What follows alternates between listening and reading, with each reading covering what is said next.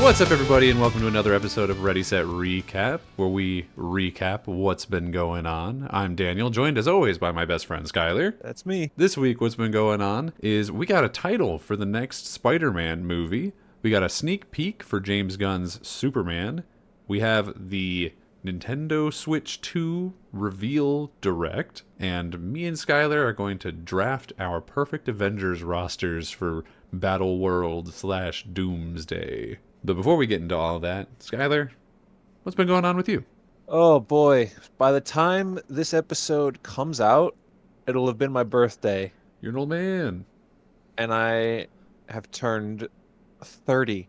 So basically, just put me out of my misery, please. I've been 30, and I feel that. Yeah, but that's really it. That's all I've been doing. All I've been doing is aging, slowly creeping towards death. That's been my week. How was your week? Cool. I have been, in some ways, running away from death. So I actually found this app, and I think I actually had it like a long time ago, like back in high school, and re-downloaded it. It's called ZRX or ZRX. It is a... I have no idea what this is. Yeah. I think it's very unknown. What it is it is an app that like syncs in with the GPS and your music player on your phone. And what it does is it turns your run when you go out running, which I have been doing recently. It turns your run basically into a video game.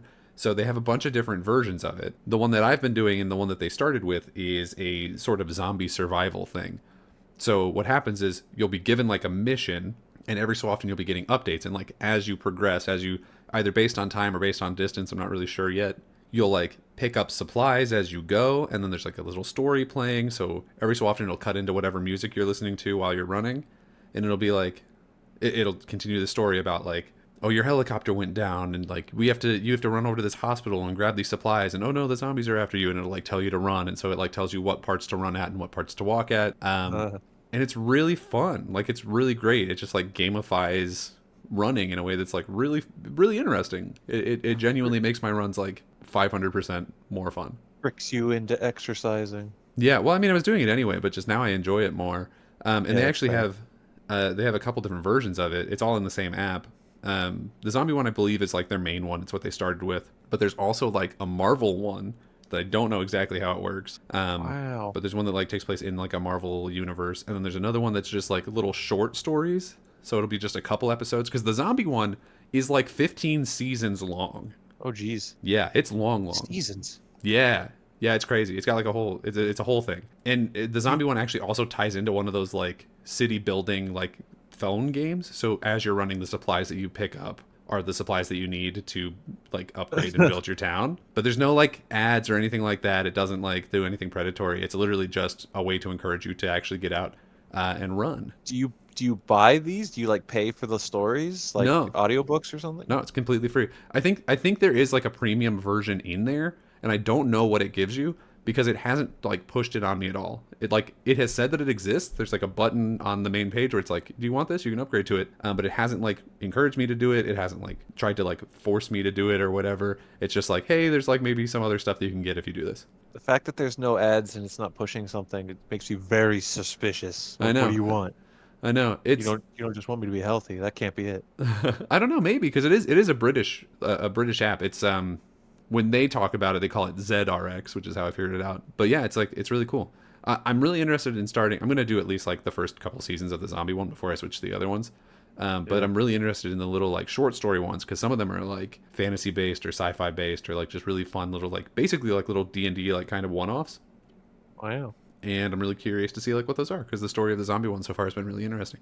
So That's cool. yeah, I've been enjoying it. Does it know if you're not running? Like if you just walk the running part, does it yell at you and say you died? It doesn't yell at you. It doesn't tell you died, but you do get less supplies. But yeah, in other news, you hear about this new title for the Spider-Man movie? Spider-Man Brand New Day. Spider-Man Brand New Day. That's right. Home is out, day is in. It's the season of the day, baby. It's a new day. Yes, it is. So are you familiar with the comic of the same name? No, I never am. Okay. When they do this stuff. That's fair. That's fair and justifiable. So As you will, of course, know, the previous Spider-Man movie was based on One More Day, the comic book in which Spider-Man, after Civil War, his identity has been revealed, and so he has to go to Mm. Mephisto to like wipe everyone's memory. Yeah, it's vaguely part of it. Yeah, Brand New Day is the one immediately after that. So makes sense. here's just the Wikipedia thing because they'll describe it better than I can. It Yeah. says Brand New Day is a comic book storyline in The Amazing Spider-Man, published by Marvel Comics beginning in 2008. It chronicles the start of Spider-Man's adventures in the aftermath of the status quo altering One More Day storyline and continues afterwards into Spider-Man Big Time. Big time Spider-Man. Um, All right, go ahead. Following the events of One More Day, Spider-Man's marriage to Mary Jane Watson has been erased, resulting in adjustments to his own history. Spider-Man's secret identity has also been forgotten by everyone, including people who knew his identity before his public unmasking. Harry Osborn is again alive. He has been living in Europe for several years.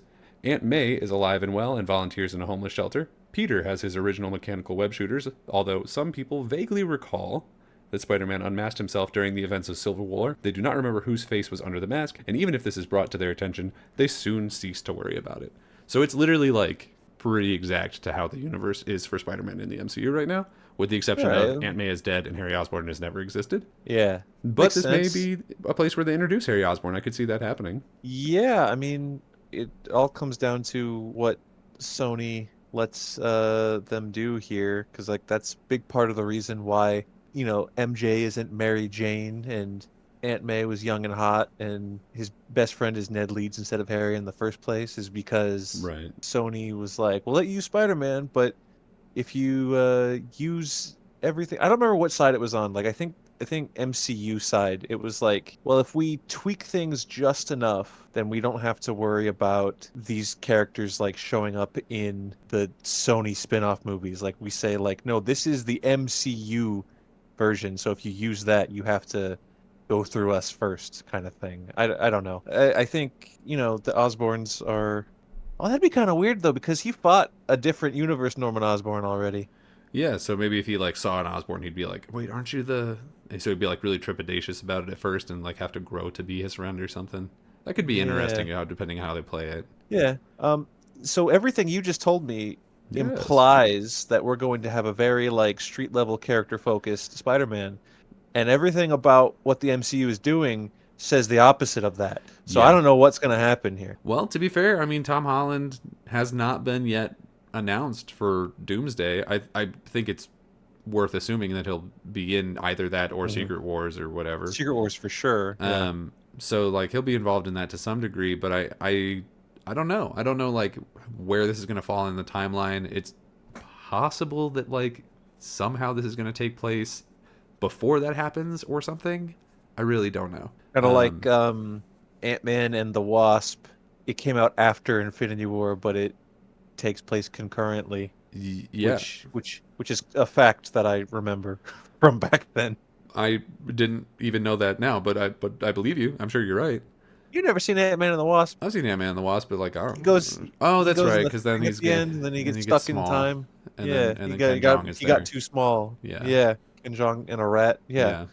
No, you're right. I remember that now. That makes sense. Yeah, I mean, I could see something like that happening if like maybe this is sort of during Doomsday. I really just want a street level Spider-Man again, and I Hmm. think the idea of like it being called Brand New Day, if it's called that and then it's multiverse stuff, I'll be like Hmm. genuinely a little pissed.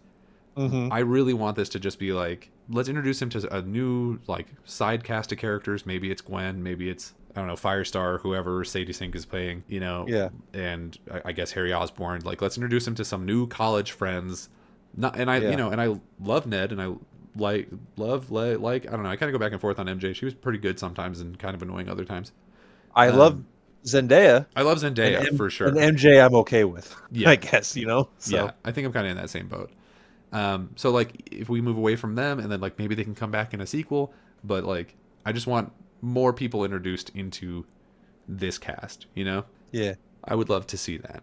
So that's kind of what I'm hoping for. And it sounds like maybe that's what we're getting, but then at the same time it's like, well, we are in the multiverse saga and the multiverse saga is ass. So, Yeah, but Marvel has to know that people think that, right? Like everyone, because they made fun of it in Deadpool. He's like, "Oh, tired of the multiverse," while doing all this multiverse shit. right. Like they have to hear that and be like, we have to give them at least some sort of reprieve, or no, they just double down, just like we're gonna keep doing it. You're gonna like it because Yeah. that's how movies work, I guess. Yeah, I mean, I don't know, because I feel like within our friend group and the people that I talk to personally, that's definitely the case. But then I'll watch, Mhm. like, YouTube videos about people who are like really deep in the thing, and they're like the actual journalists who go to CinemaCon and all this stuff.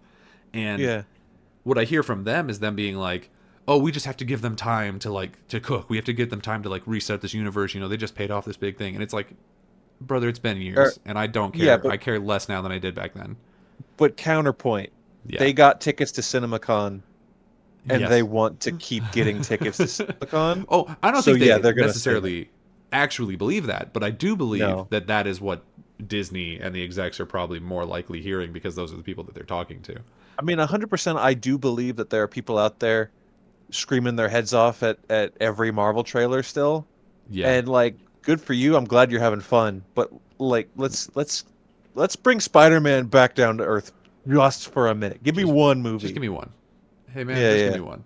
But yeah, I don't know. This does make me the title really does nothing for me. It doesn't like make me any more or any less excited, but the potential of I don't know. I guess the title does give me like maybe slight hope, just like Yeah. because the comic that it is taking the name from is about let's do a fresh start, let's go small again.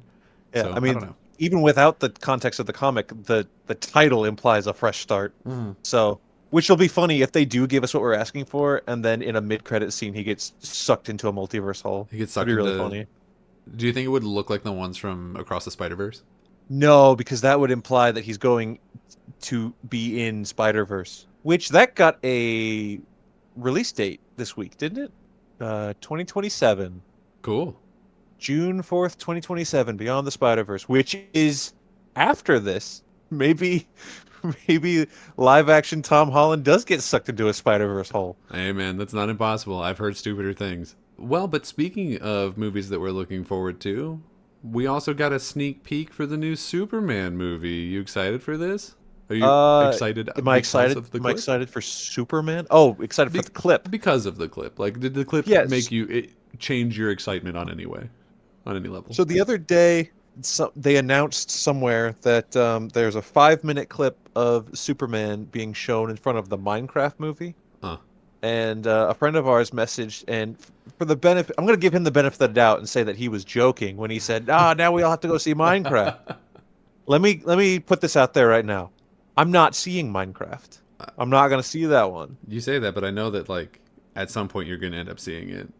Not in No, theaters. no, no, I no. You always say that, and then you end up seeing the bad movie anyway. That's not true. That is I true. have still to this day never seen Ghostbusters 2016. But you watch Birds of Prey twice. That one's okay. It's not Oh, great. okay. No, it's not. I wouldn't even say it's good. Birds of Prey is okay. Oh. The Harley Quinn side of that movie And is you okay watch when Monster when Hunter. they try to. Yeah, but that was funny. I'm just saying. I'm just saying. Uh, Anyways, yeah. So this um, clip, how did you feel about it? I can tell that it's gonna piss a lot of people off.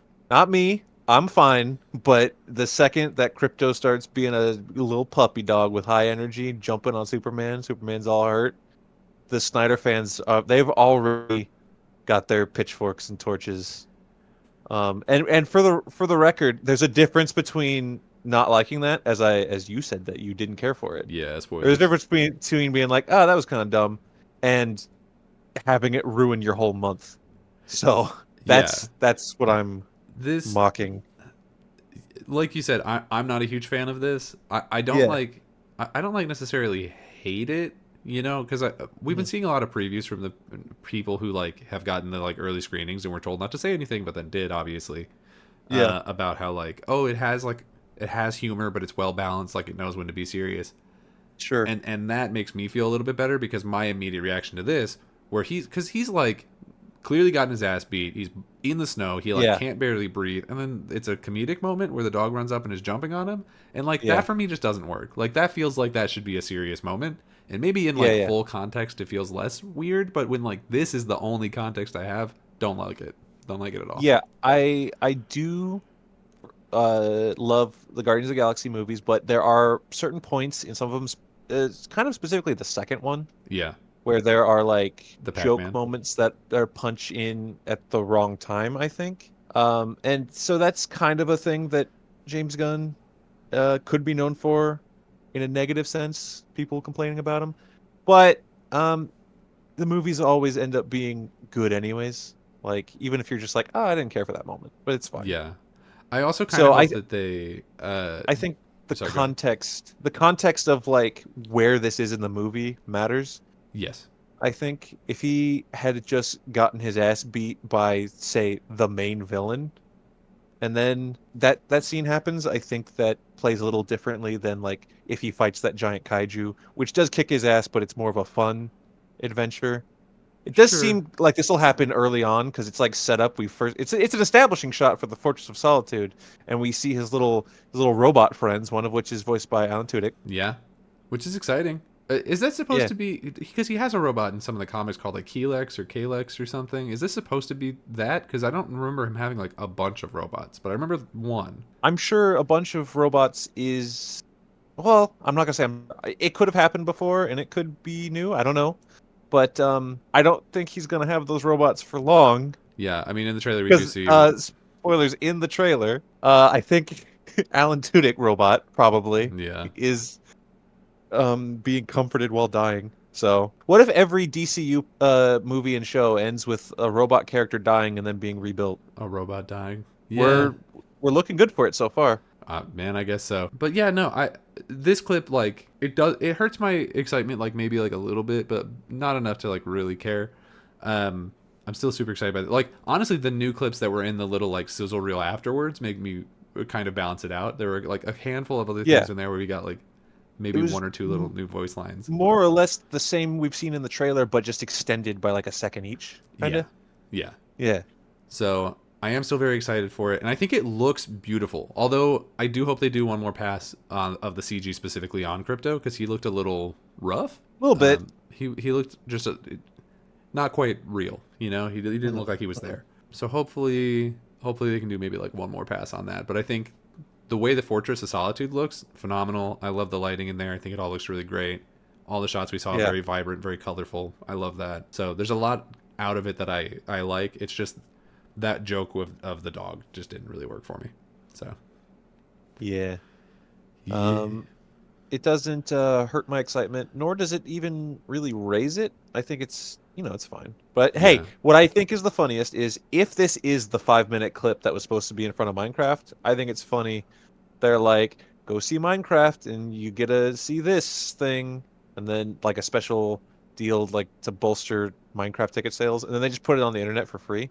Mm, That's really funny. yeah, that would be really funny. To be fair, unfortunately, even though that Minecraft movie is apparently ass and like not surprisingly, I bet it makes a ton of money. Oh, sure, kids are gonna eat that movie up. They're gonna love that Of thing. course. Well, you know Um, what did hurt my excitement for something upcoming is that oh, Nintendo Direct. oh, I thought you were gonna say the Beatles movie cast announcement. No, yeah, I actually didn't put that in the rundown, but do you want to talk about that real fast? Just really quick.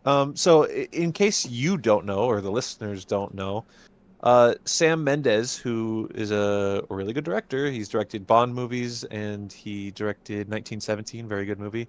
His new passion project is four separate movies, one like as a biopic of each of the Beatles. Individually? Yeah, Okay. into the Beatleverse. I feel like at least two of those are going to be super boring, but You don't think George Harrison did stuff? He made the no, Traveling Wilburys. I don't think George Harrison or Ringo Starr are going to be even remotely interesting. Oh, but Ringo is played by Barry Keoghan, so he's probably gonna get his wiener out or something. Okay, well, I don't like Barry Keoghan really, so that's probably the one I'm least likely to Oh, watch. damn. He's just a little All rat right. face boy. I don't care for him.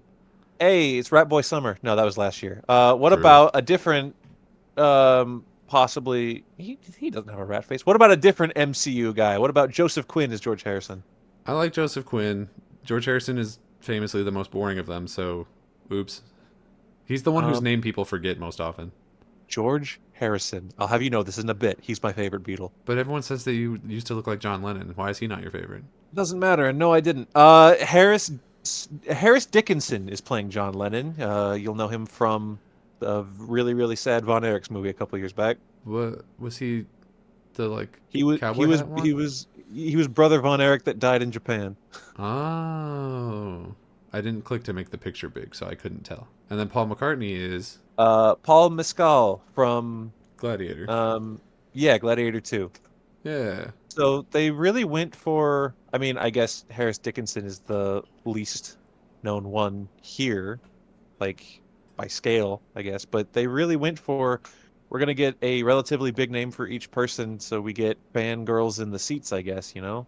yeah. I think. I mean, if it's about fangirls, I think Paul Mescal is going to do the most heavy lifting there. He is easily the He's most attractive of the Yeah, four. and they cast him as arguably one of the most important Beatles. So True.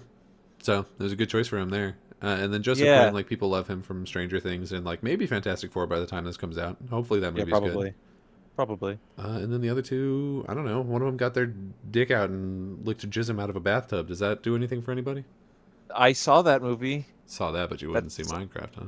that's all I have to see. I would rather see Barry Keoghan lick stuff out of a bathtub than watch that Minecraft movie. I'm just saying that. All I'm a right. hater. I'm sorry. Invite joy into your life. I also don't want to see this movie. So, not this No. movie. Sorry, the Minecraft movie. This movie, I'd be Oh, fine with. you're not gonna see the Beatles quadrilogy. What's it called? What's it called when it's four? I think quadrilogy makes sense. All right, You could we'll call it a pretend that's how I saga. said it. Is that not Yeah, how we'll you call said it it? the Beatles saga. Okay. No, we're gonna call it Into the Beatles verse. That's It, what it is. into the Beetleverse. Do you like the Beatles? Yeah, yeah. I Yeah. was just talking about talking to my mom the other day about how she was like 10 years old when they were on the Ed Sullivan Show. So Yeah, fair enough. There's a thing with the Beatles where if you say you like the Beatles to anyone who's even remotely older than you, they're gonna say that you don't like it as much as them. okay. I mean, they're And probably right yeah, well, for I'm me 30 anyway. now, so all you kids, if you think you like the Beatles, you don't. You don't. I do. I But like if the you're Beatles. older than 30 and you're hearing this, I'm sorry, you like them more. Yeah. That's how that works. I don't know. I like them decently. I enjoy their music. Like. I completely respect the fact that they completely took over the globe for like a decade. Yeah. Like, yeah, I think they have a lot of really good stuff and then a lot of really bad stuff that people don't talk about.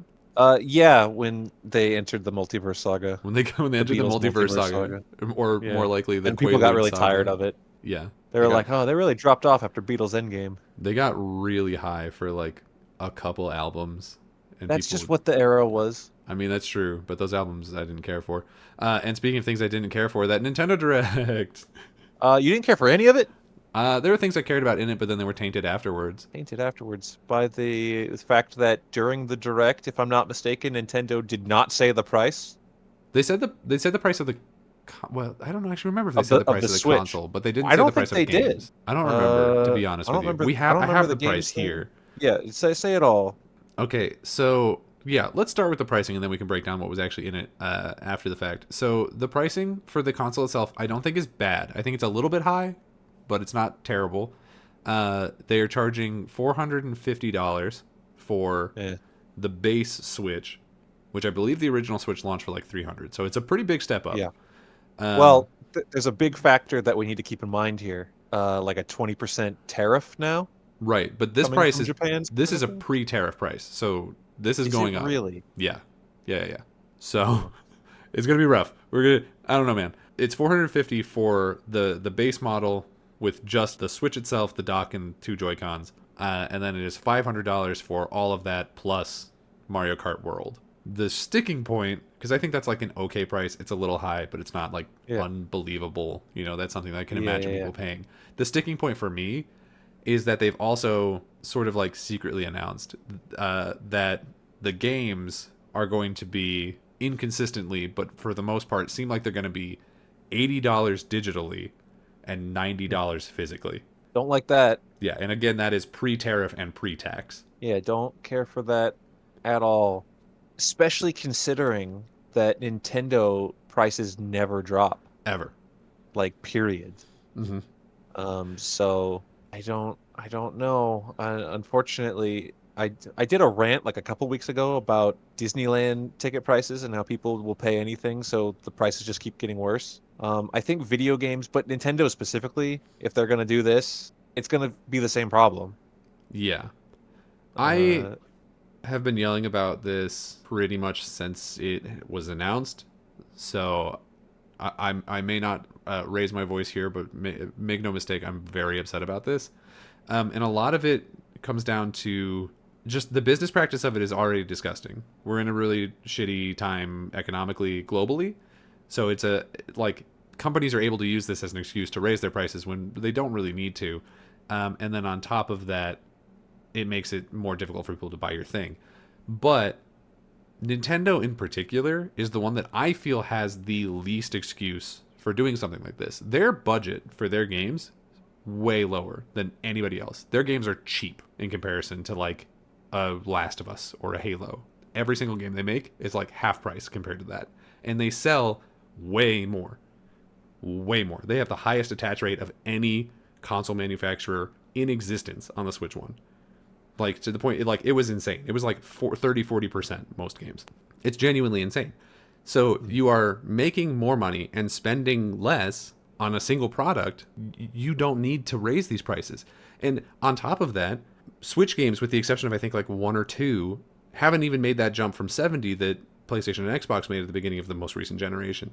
So this is a jump. If you're buying physical, this is a jump of like to 150% of the current price. You're increasing it by literally half again what you paid for a game last time. And I mean, we'll get to it in a minute, but I don't think these games that they showed even justify that price. I don't know that I would be willing to pay even 70 for most of these. And no, certainly. the other thing is like they're also introducing a lot of I think it's a bad move for them in terms of their own business because they're also introducing because it's a more powerful system, they're able to introduce more third-party support. We're seeing like Elden Ring is coming over and Cyberpunk and blah blah blah. They had like a whole section where it was like here's a bunch of third-party support coming over. So now you're introducing more because they famously didn't have like any third-party support on the Switch One.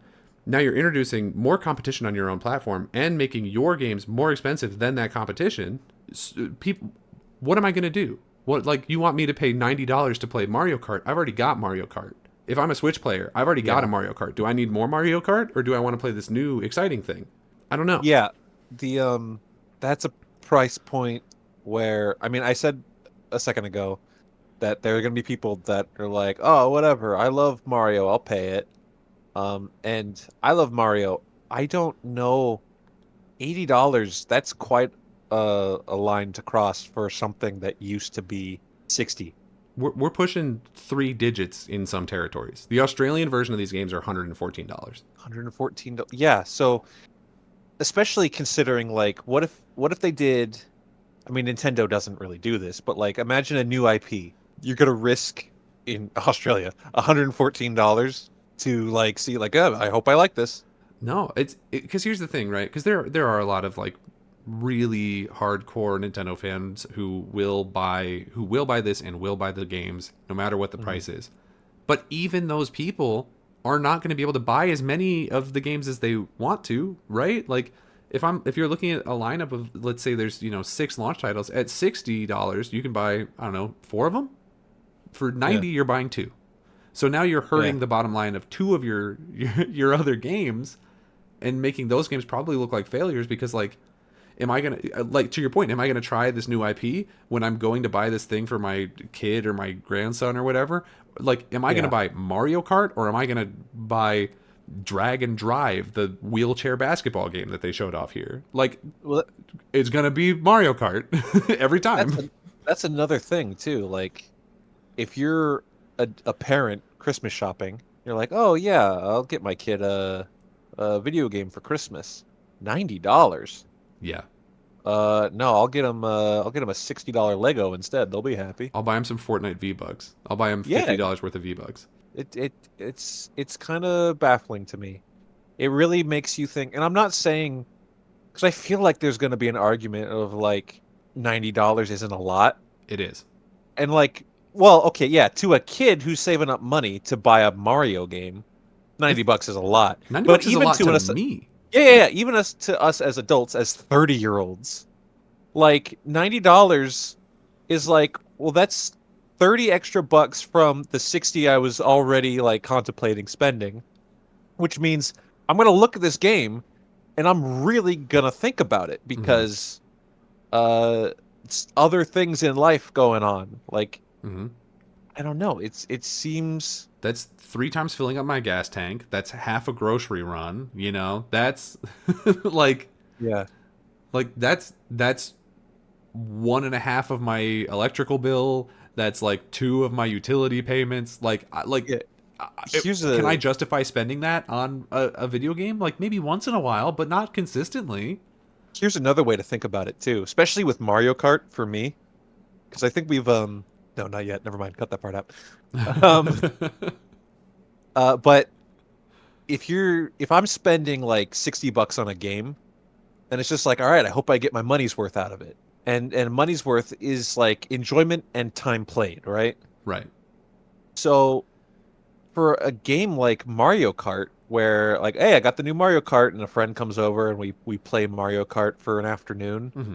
and then that friend goes home, and I'm like, I already played all the tracks, and yeah, I got more stuff that I can unlock, but I'm kind of done with just driving around for now. And I know Right. that's not the same for everybody. I know people will put hours into any racing game, especially Mario Kart, but That's true. like that's still $90. Like, am I gonna get $90 out of Mario Kart? And I'm not, so which means I'm not gonna buy it. Yeah. I mean, it's packaged in with one of the.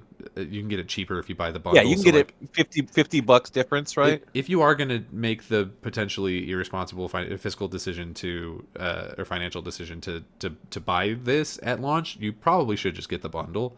But to your point, like it is also weird to me that Mario Kart is the selling point for this because while Mario Kart is wildly successful and is like one of the big franchises, I'm not saying it's not.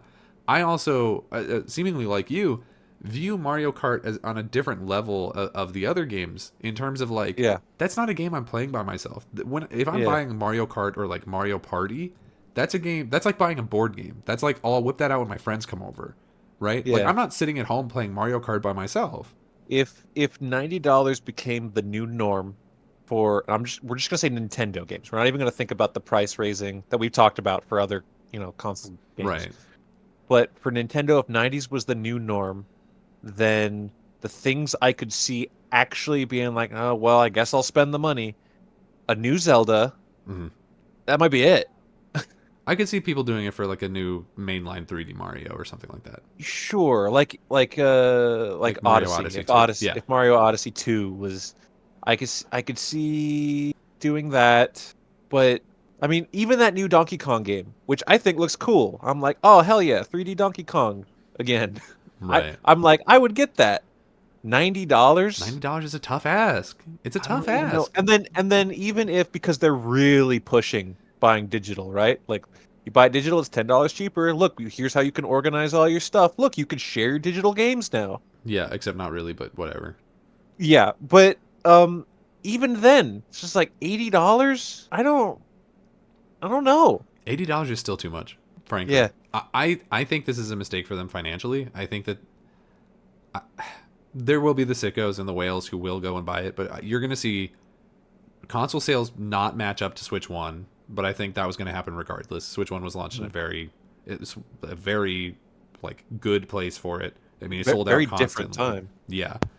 And it was coming off the back of the Wii U, which was like, a failure. And so that was a situation also where people were like, "Oh, well, I haven't bought a new Nintendo thing for a long time, so I can justify buying this new thing," right? So the Switch one was already probably one that was not going to be like easily caught up with. But I think you also are going to see those attach rates drop off because $90 games you're not buying. If you put out 4 a year, you're not buying 4 of them. Most people are not. Right, even Mhm. the most hardcore of hardcore Nintendo fans are not buying 4 of them. So I don't know. This feels like really shooting yourself in the foot. And if the rest of the industry follows, then the rest of the industry is going to be shooting themselves in the foot too. It's a situation where, like, I don't know, if Xbox does it, that'd be really stupid for them. I mean, they're probably the ones doing the most experimenting price wise right now. Where a lot of the games that they're putting out aren't even full price right now. Like South of Midnight's coming out, I think it's like $40, right? Like they're putting out a bunch of That's their pretty good. they're putting out games that are cheaper because they're smaller experiences, and then they're also selling you Game Pass. So even if they did raise their price, like I guess you could just get Game Pass instead, and like maybe that would mitigate the price to some extent. I don't know.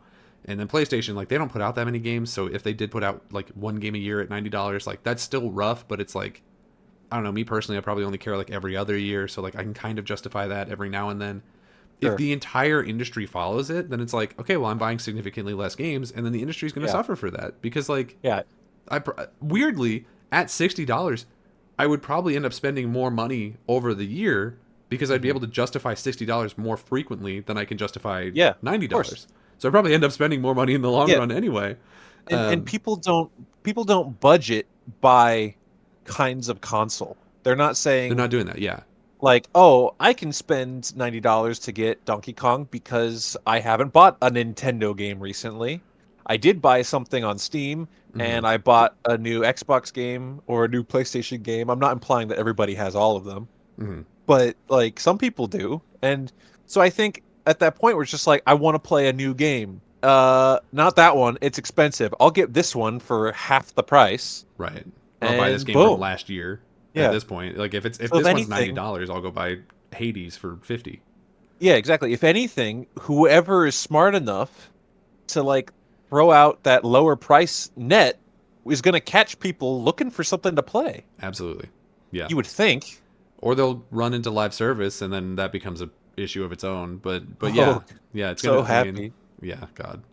I mean, we're already at a situation where we didn't talk about this in the podcast, but we already are at a point where apparently 40% of all time playing video games is spent on a collection of 10 games that are like all live service. It's like, well, not all Nice. live service because Minecraft is one of them, and that's like borderline live service. But it's like, it's all the usual ones. It's GTA Online, it's Fortnite, it's those ones. World of Warcraft. No, weirdly, I think the report I saw was like specifically talking about console. So I Oh, don't think any of the MMOs were like on that list. well, that's even less excusable. Yeah. Yeah. The children do not yearn for strong single player storytelling. No, they yearn for the mines. So here we are. Mm. But yeah, let's break down like what was actually in the showcase because I think if the pricing was different, I would actually be excited for some of these things. Yeah, ignoring the price, I'm going to be a lot more upbeat about this. Yeah. But then I'll Uh, remember the price and I'll get mad again. so the first thing that they showed off, well, not whatever.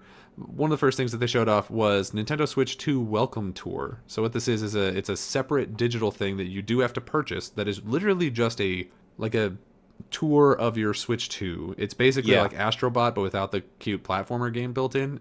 I don't know Yeah. what they're charging for it, but I think the idea of it not being free is ridiculous. Yeah, well, they did that with the first Switch too. It was Did called they? 1-2 Switch. Oh, Yeah. well, 1-2 Switch was a. This is different. 1-2 Switch was like party games. This is literally like you're walking around inside the Switch 2. I think there was some sort of game aspect to it, was there not? I mean, I know You, that like walking around the Switch was an overworld thing, I assume. yeah, yeah. I'm sure that there's something in there that's like gameplay adjacent, but it looks like it's It, mostly just like here's a it's little just mini like game that teaches you how to do the mouse clicking, and here's a little yeah, mini game that shows you how well your thing vibrates. It's I thought it was going to be basically like Nintendo saying, "Oh, the Astrobot, that's a good idea. Why yeah. didn't we do that?" Well, but And Astrobot was then free. Astrobot was free, exactly. And then they made a follow-up which was not Which free costs money. but good. Yeah. Yeah. Well, but the difference between this and 1-2 Switch for me, I believe, is that 1-2 Switch was a tech demo, but was surfaced as a game. Mm. This is a tech demo that is being surfaced as a tech demo, and they still want you to pay for it. I think that's incredibly stupid. I don't think people are going to do that. No, I don't either. I think I don't know why you would. I guess it depends on what the price is, but I don't know why you would. The thing that they opened the thing with was actually the direct with was a game that we'd actually already seen. It is Mario Kart World. How are you feeling about Mario Kart World? Yeah, it looks like the new and improved and probably one would hope the best version to date of Mario Kart. Adding characters, they added open world travel. Yeah, it's Forza Yeah, Horizon, but Mario Kart. yeah, exactly. Um, Uh, seems like an easy slam dunk. I would pay $50 for this. yeah, I don't. To be honest, I don't know if I even would. Like, I bought Mario Kart 8 and have played it twice ever, Mm, so mm, I don't know that I would like actually buy this. I understand that a lot of people do want to play this. It's just like Mario Kart never really did it for me. mm. Like, because again, it is like it's a party thing, and like I don't really have people over to my place. So usually, if I'm playing these things, I'm playing it at other people's places, right? So, Yeah, exactly. uh, like I definitely wouldn't buy it. And also I don't know. It is that thing where it's like I've played Mario Kart a bunch. I don't need a new Mario Kart. They're still updating the last Mario Kart. Like I don't need this. It being open world is interesting. Like maybe it'd be interesting to like drive around and see some things, but Yeah. I don't know. I don't know. It just doesn't do it for me. And I also think like because we got a clip like a little slideshow of like or on social media, not from the direct itself, of like, oh, here's some of the new characters that have been added, and it was like the cow from Moo Moo Meadows and like a Hmm. crab Hmm. and a fish Hmm. skeleton. It turns out that a lot of those are not actually playable. There's an item in the game that transforms your other opponent racers into like little bit enemies, and so a lot of those are Hmm. that. The That's. cow I think must be playable because they like actually showed him. I think so. Yeah. But the other ones I think are like the crab and the those ones I don't think That's are. unfortunate. Um, Pour one out for all the crab fans. yeah, but who would like crabs? I mean, they don't even got hands. That's crazy. But yeah, so like I don't know. I feel like now I'm viewing all of these games through the guise of like, and it's $90, and like there's no shot I'm paying $90 for this. Yeah, I know, You know but what? You know what I it mean? is what it is. I mean, Yeah, new Mario Kart, it's gonna be big. it's gonna be So big. It's definitely gonna be big. Yeah, I just like I don't know. It's not one that like personally excites me. then the Um, next thing they showed off was Drag and Drive. the C button. Oh yeah, sorry, I moved all the like tech stuff to the bottom. I was just gonna run through the Okay, games. sure. But yeah, they've got so the next game was Drag and Drive. It's a wheelchair basketball game that uses the two separate Joy Cons, which now have mouse optical lasers on the bottom, so you can use them as a mouse. And then Yeah, you use each Joy-Con independently, using a motion like you were spinning the wheels on a wheelchair to move your wheelchair to play basketball. yeah. I don't see this one taking off. No, It's it. We need something to not to validate. That sounds a little demeaning no, but because it is right. um yeah, The but tone is like wrong, but the meaning is correct. we need to, I guess, for lack of a better term, validate our new technology in the mouse thing, Mm, and just little Mario Party mini games isn't enough, so we need to make a game built around it. So we did this. yeah, here it is. I don't know. This is one that I don't think people will talk about. This one seems like a shelf warmer to me, but we'll see. Yeah. Then we got I don't know. Hyrule Could be the new Warrior. Rocket League for all we know. Yeah, I doubt it, but maybe. Then we got Hyrule Warriors 3: Age of Imprisonment. This is a Oh, Dynasty Warriors styled, like a Musou game, but you're playing as the Legend of Zelda characters. It takes place in the time period before the start of Tears of the Kingdom, where it's like way back in time when yeah. the flashback stuff is happening Yeah, or where Zelda whatever, got sent to. which probably in some ways limits what characters are playable. Um, Yeah, that was my first thought. Um, but I don't but know. you know, I don't know. It looks interesting. I like Musou games a lot. Um, mm. People love the series. yeah, I still haven't played either of these, like either of the original two of the Hyrule Warriors games. So I'll I probably play think those the ones before I drop 90 on this. Well, I think the first one's only on Wii U. Damn. Yeah, because there's a lot of Wii U stuff that people really want brought to the Switch, and they Was that one of didn't. them? So Okay, well, I think so. I hopefully think that one so. got moved forward, but I don't know. I don't know. I'm interested in this. I definitely like these games. Mhm. But yeah, I definitely would need to see more before I feel comfortable jumping into bed with that. The one thing that I was at first unreservedly excited for was them adding the GameCube games to Nintendo Switch Online. Yeah. This is something I've been asking for a long time. It's going to launch with Legend of Zelda Wind Waker, which I'm sorry, pour one out for the people who are hoping for a remake of Wind Waker. Because if they're doing this, they're probably not doing that anytime soon. Well, we don't even need a remake or a remaster or anything. We just need them to port the remaster they already goddamn made Nah, you're to getting the this. Switch. You're getting the original. It's Uh, fine. I'll play it. It's fine. it will also launch with Soul Calibur 2 and F-Zero GX. So one really good game and two games that people will probably like mess around with for a little while. And then Yeah. they were like, and coming later, and they showed Super Mario Sunshine, Fire Emblem Path of Radiance, Pokemon XD Gale of Darkness, Super Mario Strikers, the soccer game, Chibi Robo, Plug Into Adventure, Luigi's Mansion, and Pokemon Coliseum, which is a really good lineup. And Mhm. my big caveat with this one, because I am very excited to actually play these games, because I never had a GameCube, is Mhm. that this is exclusive to Switch 2. Mhm. So it is price gated not only behind Nintendo Switch Online, but also Yep. Nintendo Switch Online Plus expansion pack, which is an additional charge, as well as now a $450 new console. Yeah. which just feels That ridiculous because there is absolutely no justification for why this could not run on the Switch One. It ran on the yeah, GameCube. yeah. I agree. I don't really have anything to say in defense of Nintendo putting this only on Switch 2. I'm excited to have it. I just wish that they put it in a place Yeah, that I already had because like I mean, this will this be is super cool to have when I get a Switch 2, which probably won't be at launch. I won't be getting a Switch 2 honestly at this point like maybe ever. I don't know. And Mm. unless they drop the price dramatically and then also walk back some of the game pricing, I don't see I don't myself buying one. I don't see the console price ever dropping because Nintendo just doesn't do that.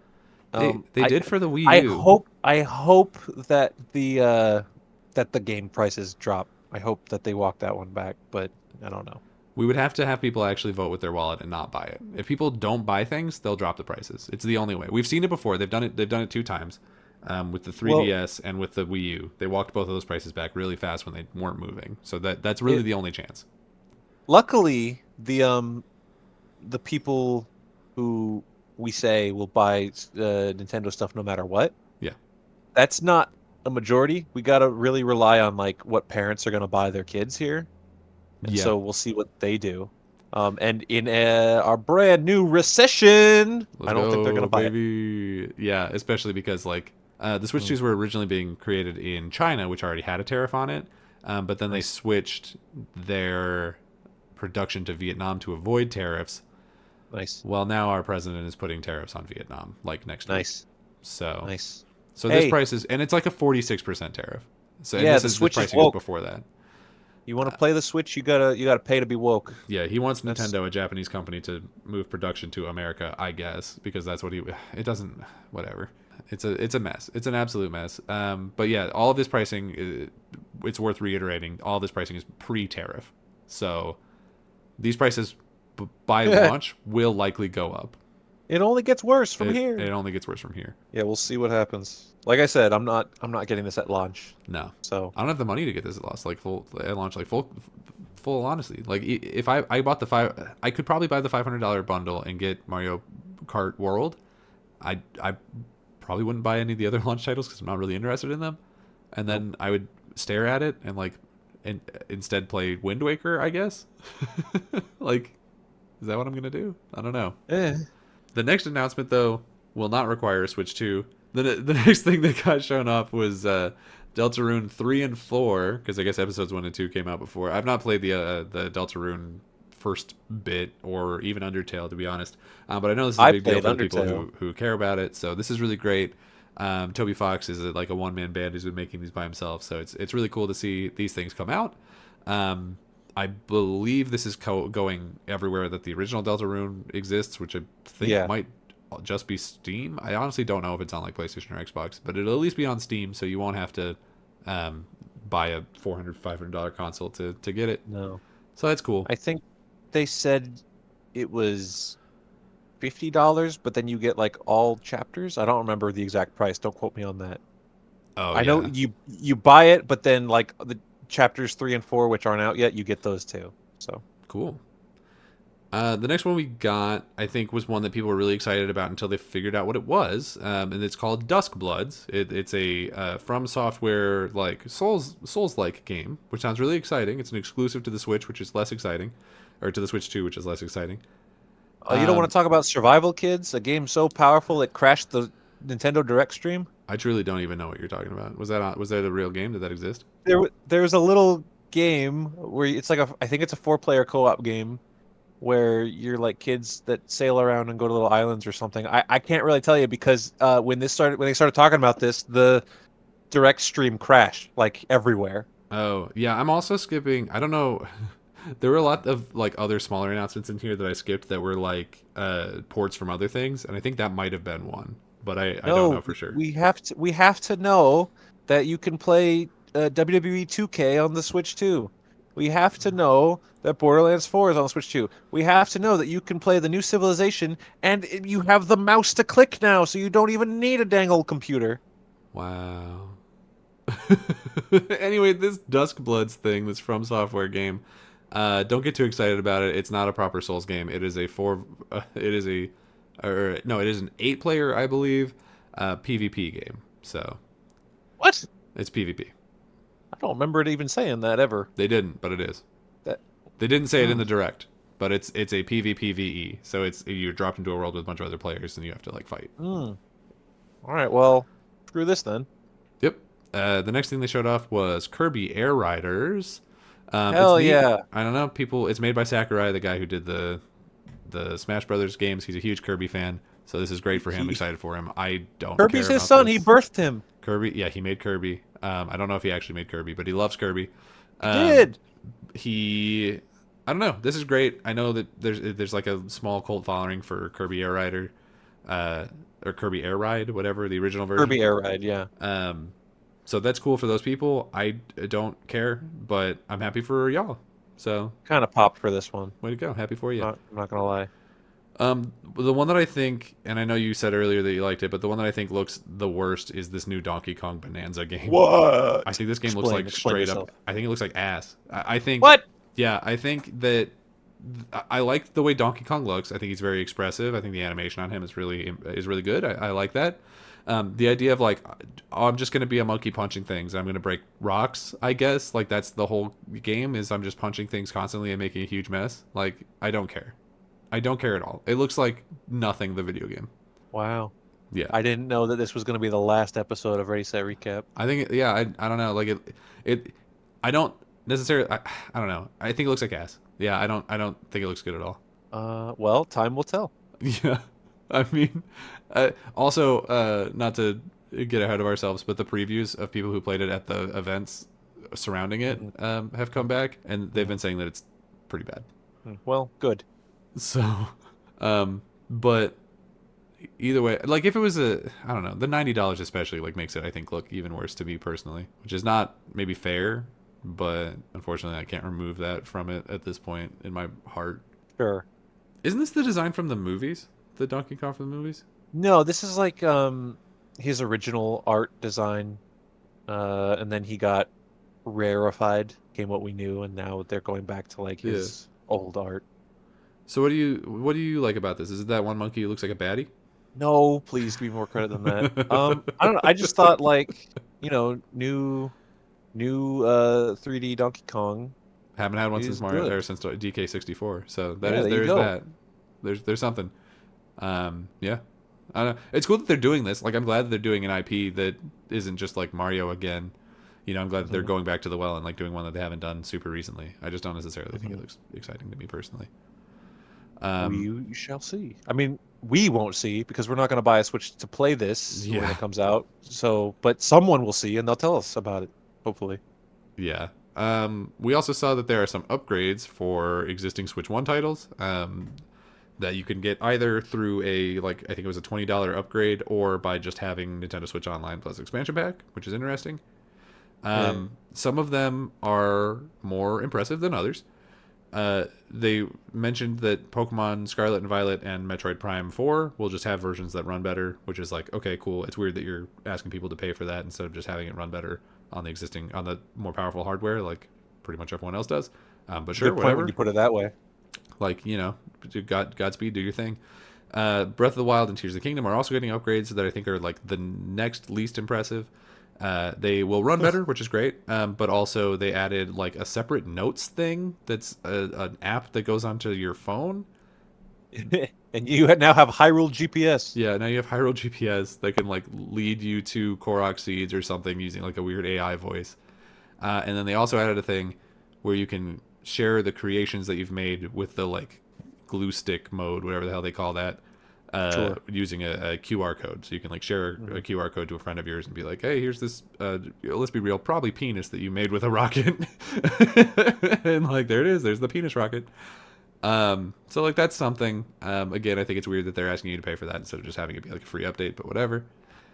Then we got one for Kirby and the Forgotten Land, more like Kirby and the Forgotten Game. Am I right? Uh, God damn. which this one is like a whole DLC, and that is really strange to me because it's a whole additional like story thing being added to the original game, but the original game was on Switch One, but the DLC is now going to be exclusive to Switch Two. Like that seems wild, especially if it's just being considered, and then it's not being called a DLC, it's being called an upgrade. But it's like it's not an upgrade, it's DLC. Like, just let me buy it on the thing. I can already play the game. Why are you taking this and putting it over there where I can't get to it unless I pay an additional $500? Ridiculous. Makes me genuinely mad. And then they added new game modes to Super Mario Party Jamboree, where it's like, hey, we're also selling a camera. You can plug a camera into the top of your Switch while it's docked. Oh, And you could put and yourself in the game and look really cringe. It's yeah, cool. hey, what if we did a Connect? Would that be interesting for you? Would you want to do a Connect? And everyone said no, but here it is. Yeah. I don't know. I don't know. I feel like I'm coming across very negative on this, and it's because I am. Yeah, you are. Um, like this whole direct has just been like it's just like I caveat after caveat after caveat.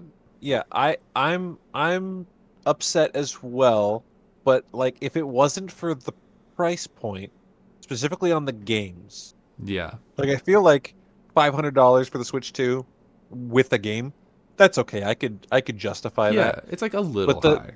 but like the Switch that we're seeing in the game prices across the entire market is just super upsetting and sours me on video games, to be honest.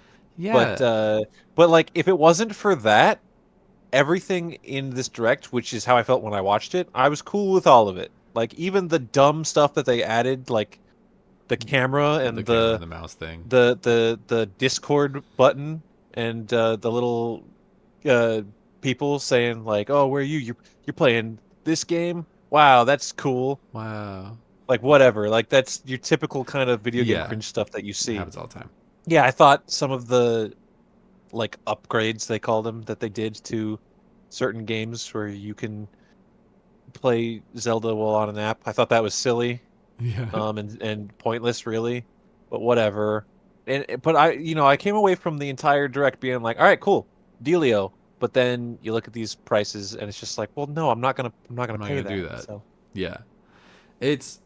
I think I'm kind of in the same boat, except that I watched it late, so I knew the prices going in, and so I was like, okay, show me something to justify this price, and they never did for me personally.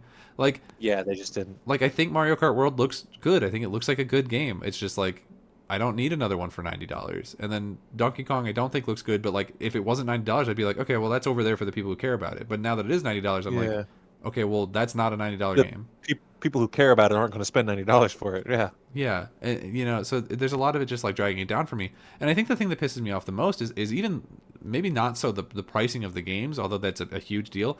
It's the price gating of all these other things that should just be available on Switch One. There's no justification for why those GameCube games can't run on the Switch One. There's no justification for why the DLC for a Switch One video game can't play on the Switch One. There's no justification other than we want to force people to buy the Switch Two. But like, you've made it you're releasing this slightly overpriced console with hugely overpriced games at a time where people don't have money to spend on luxury shit. Like I completely agree. it's just like so tone deaf, and it's like I don't know, I don't know. Like if someone here's where I'm at. If someone came up to me and they're like, I think Donkey Kong Bonanza looks amazing, and I'm super excited to play it, and I'm willing to drop $90 on it, I'd be like, cool, I'm happy for you, and I would not say anything. Like I would not tell them like I think it looks like shit, even though I kind of do, because like Yeah. Well, have you your did say joy. that to me, but that's okay. I did, but it's fine. We're in public. We're talking. We're on the podcast. I have to give my opinion here. But like, it's like there's just so much of this where it's just like I feel like every single thing that they announced here has like at least one, at times like 5 or 6 asterisks on it, where it's like, oh, that's cool, but X, Y, Z, Y. you Yeah, know, yeah, and so yeah. it just feels bad, man. It just feels bad. We did get a lot of third-party support coming through for games that genuinely I kind of expected, but like didn't necessarily like hope for. Is there was like Elden Ring and Cyberpunk and Yakuza Zero is getting a definitive edition that's going to be like a timed exclusive to Switch 2 for a little while, which is interesting. Final Fantasy 7 Remake Intergrade is going to come over, and it looks like I don't know. It's like it's cool that those are going over for people who are Switch exclusive players or Nintendo only players. It's cool that they're finally going to be able to play those things. It is worth noting that the Switch 2 is still less powerful than the current Xbox or the current PlayStation. So all Yeah. of these versions they do run noticeably worse, even in the videos that they showed. So I wouldn't necessarily say these are like the best places to play any of these things, but if you only have a Switch and you're going to only buy a Switch 2, then like, hey, this is cool for you. I'm happy for you. This is great, great news for you. And all their Yeah. prices are staying consistent with the ways that they are on other platforms, so you don't have to worry about that. So this will probably You be know, honestly your bread and butter because it's not $90 fucking. you know what my favorite part about the direct was actually, now that I'm thinking about it, when they were showing off the camera on the Discord thing and how Yeah, you can like pretend you're a little streamer for your friends. yeah, yeah. I like that the frame rate was realistically bad. It was pretty bad. Like they didn't fake it, which I, on one hand, respect, and on the other hand, I'm like, I probably would Yeah. have faked it. I probably would have faked it to make it look No, better. you wear that on your sleeve. Yeah, I don't know. They Like, show you what you're paying all this money for. yeah, yeah. I don't know. I, I'm sorry that I'm being so negative about it. Like, I know that you're excited for parts of it, and I hope that I'm not like ruining your excitement for any of it. It's No, no, just no, no, no, like, no, no, no. I, I'm this is a realistic conversation. It's the price is stupid. Like I'm being honest in saying yeah. that because of what this price point is, I'm not going to be buying this. Like these games, it sucks. And I would say the same thing if Xbox had did it. Oh, I for sure. have said the same thing About when the GTA PlayStation's thought thing. about. Yeah, Yeah. that's horrifically upsetting. I'm not spending $100 on GTA, but the difference there, at least, is that if I wait, GTA's price will come down eventually. Nintendo Yeah, games, those eventually. prices never drop. Although I think like Grand Theft Auto 5 is still like $40 to $50 places, That's isn't probably it? true because it still sells a lot. So Yeah. I wouldn't be surprised on that one, actually. But hey, you know, to buy a game that's $40 or $50 in 2025, you just have to wait until it's 2035, I guess. Yeah, I guess so. All right, Skyler, well, let's get into something potentially a little bit more exciting. Let's end on a high note. So, Yeah. going into the end of the multiverse saga, which I'm excited to be over. Please. We're doing we're going into the combination of the Avengers titles, Avengers Doomsday and Avengers Secret War, and those two Yeah. titles, sort of based on a lot of assumptions, based on what the comic books that those are, is it's going to be a lot of multiverses coming together and having like fights between the different multiverses. And so we thought it would be an interesting idea if we drafted some Avengers teams to be like our fighters in this like multiversal sort of battle royale situation. Sure. We build our Battle World team. Exactly.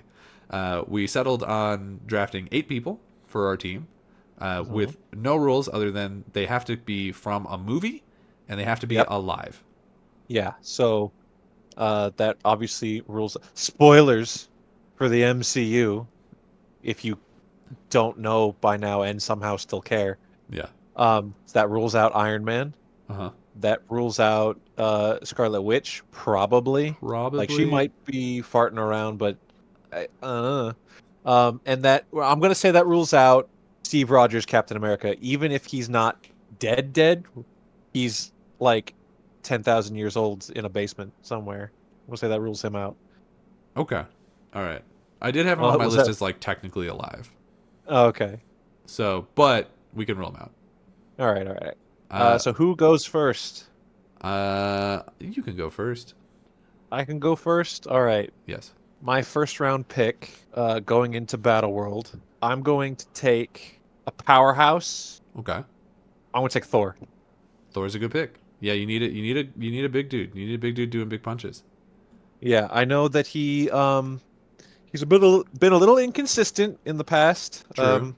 His last movie was bad. Yeah. But he's still really powerful. I think the last time we saw him in an Avengers lineup, well, he was fat, but he was still really powerful. And the time before that, I think he was the goat of the movie in Infinity War. Um, I would agree. Yeah. and Infinity War was the best Thor movie. yeah, I completely agree with that. So, he's my first pick. It's a good pick, and I did have him on my short list, so it's good that you got him early. Um, Yeah. I am going. That was the trick. Me Yeah. being like, so who goes first? And then I let you be the gentleman, and then I'm Yeah. like, all right, cool, Thor. Well, you actually screwed up. If I'm being honest, screwed up my first 2 picks because I was going to go with Steve Rogers first. You can okay. I can allow it if you want Well, because because like here's going to be my justification. I'll let you choose after I give you my justification. How about that? My mm, justification was going to be he went to a different universe, and we didn't see what happened that entire time, but we know he didn't die there. So this could have been right, from that universe, like time period where he was still sure, younger, but it was like after Endgame. I don't know. yeah. I don't know. I But mean, theoretically, but if I have a replacement for him. I had an alternate in case because I knew it was like kind of a gray area. Um, I mean, I don't want to be the one to say You definitively. can say it. It's fine. We're the only I'm people here. all right. I'm gonna say it. I'm gonna say he doesn't count because I want to know who your alternate is. Okay, you know, and that's a good point. My alternate is I needed a leader. I wanted to start with the leader because the whole team will Oh, revolve you're around taking them. the leader. Not the leader, not the leader. I need a leader. Okay. Yeah, yeah. So I have gone for Magneto as portrayed by Michael Fassbender. Ooh, okay, okay. Very good. Interesting. I think he is a powerful person. I think in most instances, I actually agree with him more than Charles Xavier because Charles Xavier, in a Sure, lot of cases, ends up being kind of a douche. sure. Especially Um, considering his entire like thing in the first movie was I just want to kill some Nazis. yeah, which like Pretty good. justifiable. Yeah. And I also think going into like a battle situation, Magneto is like he's ready for it. Like he's seen that shit. Like Yeah. he's ready to go. Yeah. So I feel confident with Magneto as like a wartime leader. That's a good pick. My second pick is my leader. Okay. I specifically wanted, you know, how in when you're drafting fantasy football, you don't go to the quarterback first. You got to get a good running back or a wide receiver. That's why Joke's I on went you. I'm Thor taking my first. quarterback round one this year. Yeah, all right, all right, all right. Don't do that in fantasy football. If those who don't know, don't ever get the quarterback first. I'm gonna figure out which But quarterback you want. I'm gonna get him. I'm taking so yeah, Lamar. so instead I'm taking my don't Lamar Jackson. That's not a I'm joke. taking Lamar That's Jackson. fighting words. Taking his ass. Um, And then I'm gonna leave him on the bench the whole time. how dare you? You have to edit all this down. You just gotta be complaining now. No, it's fine. It's fine. It's fine. Everything's good. Uh, my leader is kind of iffy, I think, because here's the thing. I'm going not movie rules here. Okay. I know that we're specifically doing movie stuff. We're going And into for the gray record, area. this guy is in the movie, Okay. right? But I'm drafting him based on his tenure not in movies. Okay, but it does still have to be that actor playing it, right? Yes. Okay. All Yeah, right. it's gonna be the actor. I'm curious to see where this And is going. Let's see. I'm taking Cyclops. Which one? Well, James Marsden, Okay. because he's in the movie. He's already there. That's true. We already know he's in Yeah, there. Yeah. yeah. I Which is why Fassbender is interesting because they announced Ian McKellen. yes. Yeah, but I think Fassbender was a more of a fighter. No, that's a good point. Ian It's McKellen true. was a good like orator. He's a He was a good schemer. speaker and like Yeah, manipulator. Fassbender was a frontline fighter, yeah, yeah. I agree. whereas Ian McKellen famously let the pawns go first. So He did. He did do that. there you go. And I don't have pawns. I only got 8 guys. So That's true. We have everyone but the pawns. everyone but the pawns. Yeah, they're already probably dead. But Yeah, no, I think that's good. I'm taking Cyclops. Cyclops is a great leader. Definitely In on the the comics field. he is. Yes, that's the thing. That's That's the so thing. I see what you're saying. In the comics, James yeah, Marsden specifically kind of a wiener. took a back seat in those movies. I Yeah. like James Marsden a lot. I like him in Oh, other he's things. great. I mean, I like him as Cyclops, but he Cyclops was not important in the movies he played Cyclops in, and then in the movies that he that was Cyclops was played by a different person, Ty Sheridan, Mhm. right? I'm gonna double check that. I think you're right. Yeah, no, that is correct. Yeah, Ty Sheridan, Ready Player One. He's only in um, movies where he wears something over the top half of yeah, his face. goggles over his eyes. Yeah. Yeah, so in the movies where Ty Sheridan was Cyclops, he got more play for sure. So I'm kind of hoping. I have no illusions that Cyclops is going to be like this take charge leader character in the Avengers thing. I think it's going to be a glorified cameo where he blasts a guy, Oh, you mean in right? the actual movie? In the movie, in the In the real actual movie. movie. Okay. Yeah. Yeah. Yeah. Yeah. You're probably right. But I think, he's going to get a little bit more respect put on his name because of how, like, there's been a revitalized love for the character of Cyclops thanks to, like, X-Men 97. So, I'm going to take him to be my frontline leader. Frontline leader. I think that makes sense. Yeah. I think my favorite version of not Magneto of Cyclops is when he is a leader, like once he's left the Yeah, X-Men. I like him as like a separate sure. entity. When he's working with Charles Xavier, he's kind of a douche. When he gets Yeah, separate and he's like fighting for like mutant rights, great character. yeah, yeah. Love that. When he's cheating on Jean Grey, not as much. But I will go sort of blow for blow with you here because I also now need a powerhouse. Yeah. Um, and this is probably the person who is thematically most similar to Thor, but I would argue cooler. I'm gonna go with Halle Berry's Storm. Storm was also on my short list, by the way. Hey, I'm glad I could steal one And for Halle you. Berry was not announced for the movie yet, Not yet, but I or feel like if at all. she, I feel like she would have been she, I feel like if they she, already announced the rest, well, unless they don't have her signed on. I don't know. I feel like she needs to be there. You know, I feel like she's so iconic to those movies. If we got Alan Cummings, like we need to get Halle Berry in there. She's like Yeah, one of the bigger people from that franchise. but no, Storm's great. Yeah, so she's going to be sort of the frontline fighter. She's a very powerful mutant. She's got the lightning power. She's got that AOE control. You know, Yeah. sometimes she gets sad and floods like a whole country in Africa. Like she's got some stuff going on. My third is so I already got one powerhouse. Now I need another powerhouse, but I need one that's borderline unstoppable. Okay, the And Juggernaut. I'm gonna continue. My list actually doesn't have any villains on it. Well, do you consider Magneto to be a villain? Magneto, yes. Michael Fassbender, Magneto, not really, Oh, okay, all right, because he wasn't a villain, and then he was a villain, and then he redeemed himself, and then he went to somewhere, and then he was fine by the end. I don't know, but I don't consider that one a villain really. But fair, fair. continuing the X-Men theme, I'm taking Wolverine. Wolverine's good. Hugh Jackman, obviously, Yes, of unless you want course. the No other. Cavalrine. Um, mm, no, I gotta take Hugh Jackman. That's fair. I'll be honest with you, he wasn't even on my list because he's great. He's great. I love him, but him and Magneto famously don't get along. So, That's true. um, let me see. Maybe I should also take a powerhouse since they're getting taken off the board pretty fast here. Also an X Men. On my short list here, I have an This Omega is all level. X-Men. It's a lot of X Men. I have an Omega level X Men, who people don't realize is that, but he is. As I'm gonna take good old Bobby Drake Iceman. All right, I like Iceman. He's great. He's one of the more powerful mutants to ever exist, and we don't really acknowledge that enough. But it's specifically Sean Ashmore, obviously. Oh yeah.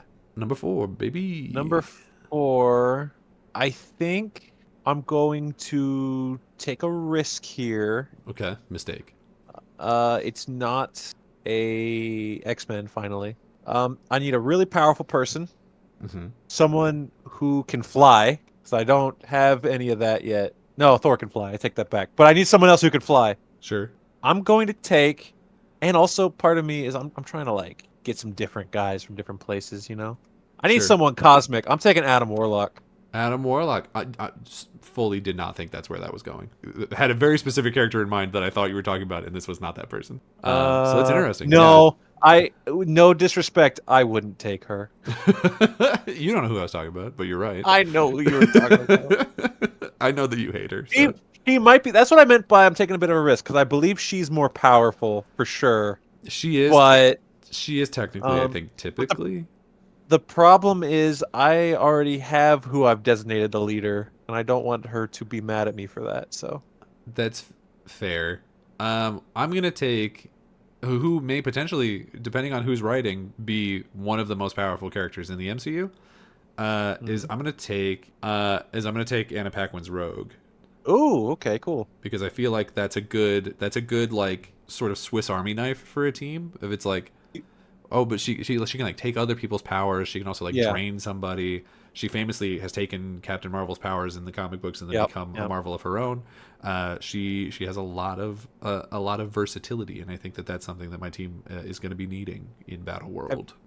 Have you heard the not even a rumor, it's like a long-standing fan cast. People want Kiki Palmer to play Rogue. I have heard that, and she's like sort of taken a run on that herself. Like she's cosplayed it a couple times. Yeah, I think that's cool.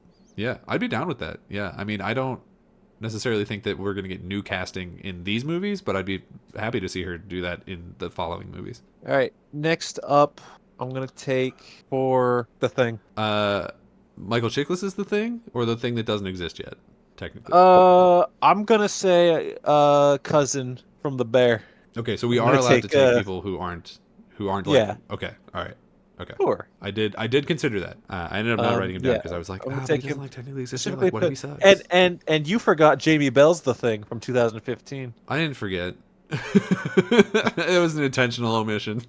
No, my thing has to wear pants. It's a law. No, I want so the thing, he's there.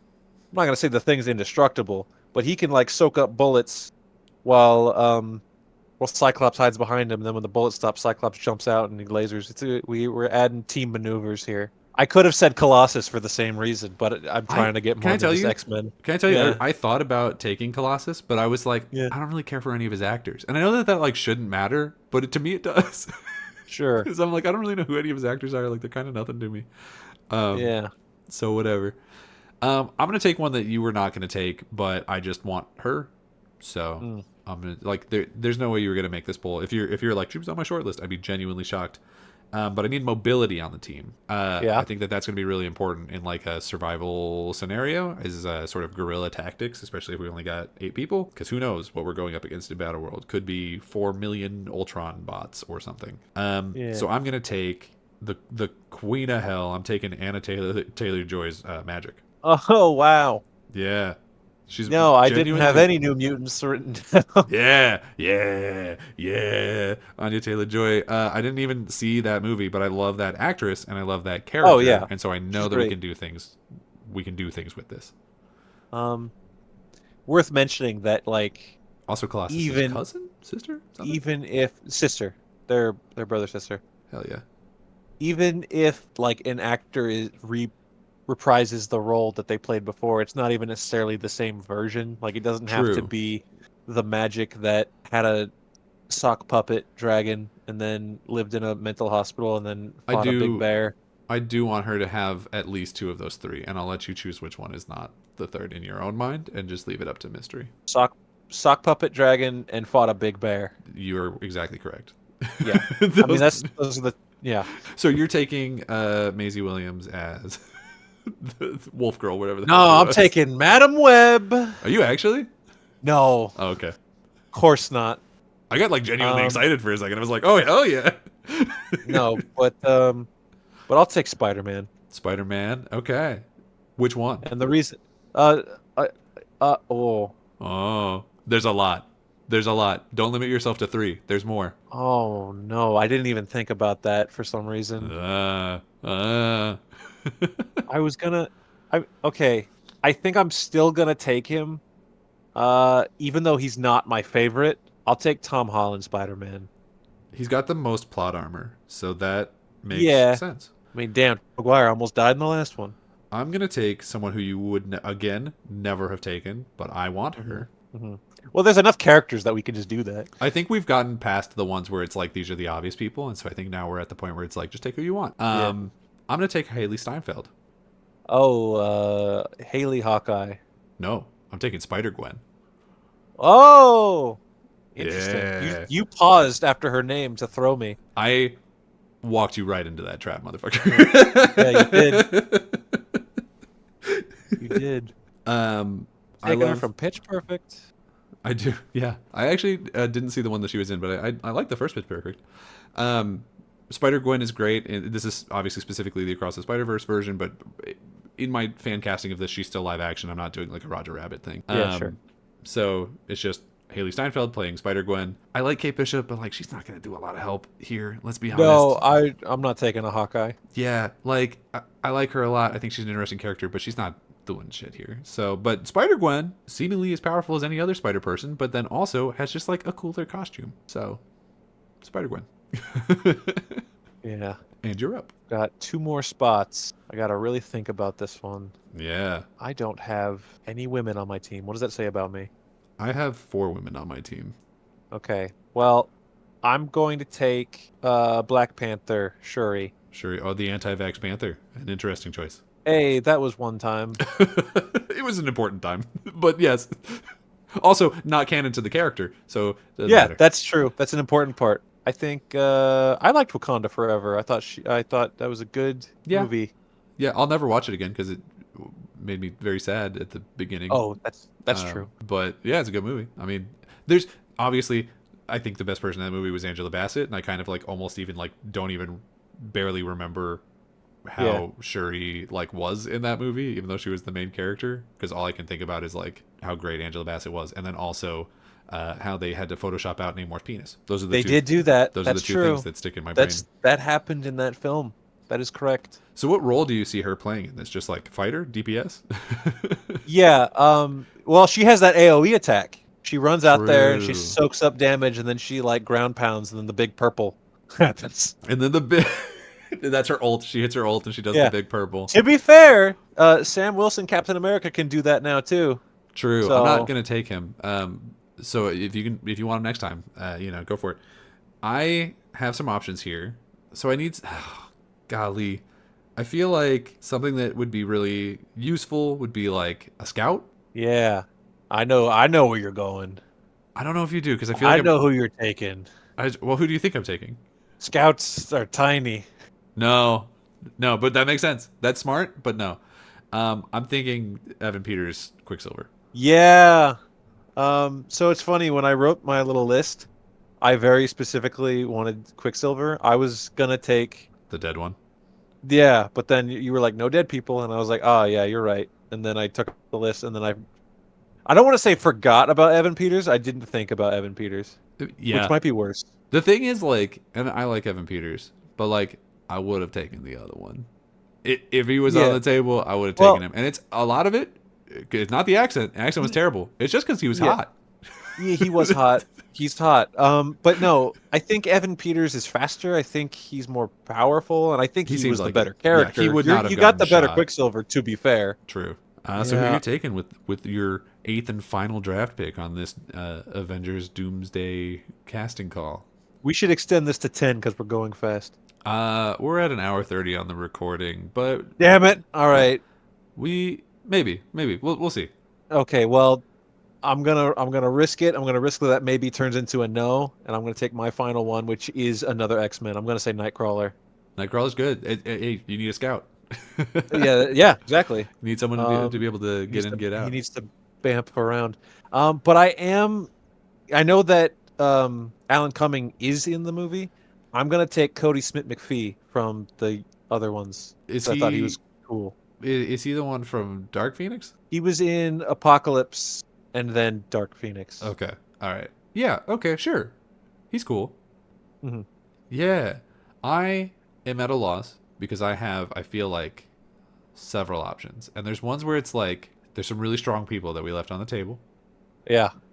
But I'm like, I don't know how well they would work with my team dynamic. Right. So I'm kinda stuck here. I will cave. Let's do 10. Yes. Success. And with that in mind, I want somebody who is smart, somebody who is also extremely powerful. Yeah. Because I don't know if we're gonna need to do like sciencey stuff and like tech stuff, but I know that I need somebody who can like take some good hits and who can dish out some good hits. So I'm gonna take Paul Bettany, White Vision. He was. Yep. I was considering taking that myself. I feel like he's sort of a good all rounder. I don't know if he's less powerful now that he doesn't have the mind gem or whatever in his forehead, because that White Vision show or whatever Vision Quest has not come out yet. All right. My number 9. I'm going to take Ant-Man/Giant Man. Ant-Man slash Giant Man, pretty good, pretty good. A little bit of a goofball, but a useful goofball. Yeah. I mean, when he turns Giant Man, that's well, he's still a goofball. When he turned Giant Man in that final fight in Endgame, he was stomping shit. It was good. So I'm trying to feel some things out, trying to figure out where exactly I should go with. I can these last promise you. I can promise you. Yeah. Uh, I'm not gonna take whatever you want. The guy I'm looking at is not getting taken, or by you. Makes sense. Makes sense. I feel like I need like a real powerhouse, like somebody who's super strong, somebody who can Yeah. like just fully beat ass. And there's like two very obvious choices for that, and the problem is I don't really want either of them. So because there's the Hulk, and I don't like the Hulk as a character typically, and also like in canon right now he's like kind of weaker because he's like Professor Hulk still, I think. Yeah, he's still a smart man, Hulk. So I don't know if I want that. And then there's Captain Marvel, and she like has proven that she just doesn't work well in a team. So Yeah. I don't know if I really want her either. I'm stuck in a predicament. So I'm just gonna go completely left field here. Moon Knight. No, that's Oh, three guys for the price of one. So that's that's kind of good. cheating. That is Yeah. kind of cheating. You get Moon Knight, Mr. Knight, and whatever his uh third guy's gonna turn into. I think I just Murder need Knight. Murder Knight. I need like just like a little X factor. Like I need like something to just like turn the Another tide. X-Men? I need something to just like turn the tide. Maybe I need some luck. Maybe I need Domino. Maybe I need Zazie Beats Domino. You're gonna take Domino. That's I'm pretty gonna take good. I'm gonna take Zazie Beats Domino. All right, my last guy. This is a no one else is gonna take this. Okay. Specifically because of the version that it is. Mm-hmm. This might be similar to what I was talking about with Cyclops, where like his version in the past didn't get what it, but I'm hoping for a brighter future. And it's the only version that exists in live action, anyways. So I'm just gonna take the one. I was down to two, kind of three guys actually, but the problem is two of them kind of do the same thing. This one just happens to do it a little different. Well, this is your last pick. You can talk out which ones they are, Okay, and not so just because I need help with my last pick. so I'm not taking Luke Cage Makes sense. Yeah, he's because strong, but he's strong and he's obviously indestructible. But I have the Thing and I have Wolverine, yeah. and they're like bullet sponges already, you know. And other than that, he's just Luke Cage just has to run up and punch you, you know. Hmm. Now this other guy that I'm probably gonna take, he also has to run up and punch you, but he's different. And I was honestly contemplating taking Shang-Chi. Shang-Chi's good. It's a good pick. Um, but instead I'm gonna take Shang-Chi if he had a glowy fist. I'm gonna take Iron Fist. No. Yeah, Danny yeah, Rand, the Danny Knight of Rand. Flowers. We only have the one. Oh, I think so. There's a rumor that Iron Fist is going to be in the next Shang-Chi movie. I think it's going to be the other guy, the one that's in Marvel Rivals. They're going to fully pivot. That's my guess. I don't even know who's in Marvel Rivals, to be honest with you. Is it just a Well, different Iron Fist? It's like it's not Danny yeah, Rand, it's a different it's a name. different Iron Fist that is actually Asian. I mean, yeah, it makes sense. Yeah. Um, oh, man, this is a weird one. This is a weird one because you were saying like, oh, I got people who are like bullet sponges, and Uh, I think that I'm sort of lacking that. I mean, Magneto can just block all bullets if they're assuming they're metal. Um, but we're talking with like a lot of superheroes and stuff who are probably shooting like beams and blasts and such. mm, So I do feel like I need a defensive player, you know? yeah. So where do I go with that? Do I go Tatiana Maslany as She-Hulk? Do I do like a big strong lady who can just like stand in the way of Yeah. shit that's getting thrown at you? I don't think Yeah. Yeah. so. I like her. As a team member, I think she's great. Her show is kind of whatever, but I think she could work really well on the team. I think I want to Sue Storm, but I don't know Okay. which one. I Oh, don't know which I think one. the newest one is the safest bet. I know that we haven't seen her yet, but gotta be. Or I do I mean, just do a Jessica. Jean Grey? Jean Grey can do like shields, right? Sort of. I don't know. Can she? She did that one. I don't know. There was that one in like Dark Phoenix, right? Am I crazy? Am I making something up? Where like people couldn't get I close to her. I don't know. I can't remember. I haven't seen that movie in a while. What about like Emma Frost? Does she? I mean, she's made of diamonds. That's something. She can shield herself. I think she turn other things diamond. I don't know. I don't think so. Emma But she is also a Frost. telepath, which is useful. Yeah, that's pretty good. Ooh. But Sue Storm also can turn invisible, which is also useful. Are our teams fighting each other? If so, Wolverine's not helping your team. No, he'll fight someone else, or he'll distract Magneto, Gotcha. just like he did in X-Men 3, Ooh. The Last Stand. Okay. I'm stuck between Vanessa Kirby, Sue Storm, or That's that's the one I would take. actress I can't remember, Emma Frost. I think I like Emma Frost more as a character, but I don't remember that What, actress. I don't really care for her. January Jones January Jones from Mad Men? from sounding like a centerfold. Huh. I think she was a model, wasn't she? She was certainly a model in that movie. I don't know because I love the Emma Frost character. She didn't really do much in that movie. I'm going with Vanessa Kirby Sue Storm. I feel like she's got the shield powers. That's great. We need a defensive player for sure. For sure, we're gonna need that protection. Being able to go invisible is also great for scouting. I feel like I have a very like guerrilla tactics sort of team. That was sort of what I was going for, and I feel like she ties into that pretty well. And I feel like I might be misremembering this, but I feel like in the comics she also has a lot of like really stupid powers that come along with like the side effects of being able to bend light. Like I feel like she can also like protect people's minds from being read or something. She's got weird shit. I know she's got like more like weird fringe powers in there somewhere, but I think Sure. she's going to be my 10th and final team member. Do you want to read off your team real fast before we That's get out of here? good. That makes me choosing Iron Fist look really stupid. Iron Fist can Yeah, do so stuff. He does punches. I like Iron Fist. I like season 2 of his show. Season 1, everyone knows was bad. Season 2, I thought was pretty okay. You should have taken Colleen Wing, you idiot. Well, she in the chronology, she was the new Iron Fist. In season 2, she got the Iron Fist. She got the who got. You should have taken Danny Rand. He's got the iron gun. Yeah, that's why I did take him. Oh, I thought you took the. Oh no, I got confused. I thought somehow that you ended up with the Marvel Rivals guy. No, I don't even think that's possible. No, you're That'd be right. crazy. I don't think even it know was his name. possible. So you got the Yeah. iron gun. That's Yeah, he's got all iron right. guns. Hey man, hell So, yeah. okay. So I got Thor, Cyclops, Wolverine, Adam Warlock, The Thing, Spider-Man, Shuri, Black Panther, Nightcrawler, Ant-Man, and Iron Fist. Iron Gun. The iron gun. Yeah. And I've got Magneto, Storm. Sorry, Michael Fassbender's Magneto, Halle Berry Storm. They've both been played by multiple people. Iceman, Sean Ashmore, Rogue by Anna Paquin, Magic, Anya Taylor-Joy, Spider-Gwen, Haley Steinfeld, Quicksilver, Evan Peters, Paul Bettany's White Vision, Zazie Beetz as Domino, and Vanessa Kirby as Sue Storm, which I for some reason wrote as Sue Kirby because my brain is broken.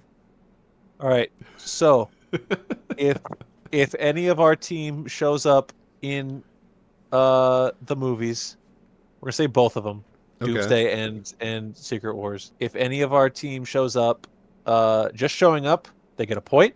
Okay. Oh no. If they show up and die, you lose 2 points. Oh no. Only one of my people is confirmed so far, and I think like 3 of yours are. See, that's how I win. If Iron Fist shows up, I just win. Okay. I just went outright. We're playing a little bit of Calvin ball here. All right. Well, how about this? Everybody get in the comments and let us know which of our two teams you think has the best chance of winning, either in a fight against the other team or just in Battle World in general. Let us know. Get in those comments. Fill us with engagement. We need it badly. I should have just taken Galactus. You should have just taken Galactus, but he's a bad guy. Yeah. So Yeah, but I could have, whatever. you could have taken a Silver cares? Surfer. He's pretty strong. Lawrence Fishburne and Doug Jones. It's 2 guys. Wow. And none of us took a Hulk, which is, I think, going to No, be offensive to some Hulk fans. we're done with the Hulk. I'm kind of done with the I Hulk. loved the Hulk. We're done with him. Yeah. He's done his thing. Anyway, if you made it this far into the video, first of all, thank you very much. It's about an hour 40 right now, according to my recording. Who knows what it'll be at after it's done editing. But thank you so much for listening this far into the video. We really appreciate it. Leave a comment and follow us both on YouTube and on Spotify. Help us grow. We're starting blah, blah, blah. You can follow me on Twitter and Blue Sky at Daniel J. McG, or you can follow the show on Blue Sky on Twitter at RSR_POD. And you can follow me on Blue Sky at Skyler 8-bit. And until next time, everybody, we'll see you around. The game's just starting, the world's so bright. Jump right in, everything feels right. Let's play, take a trip back in time where pixels and memories intertwine.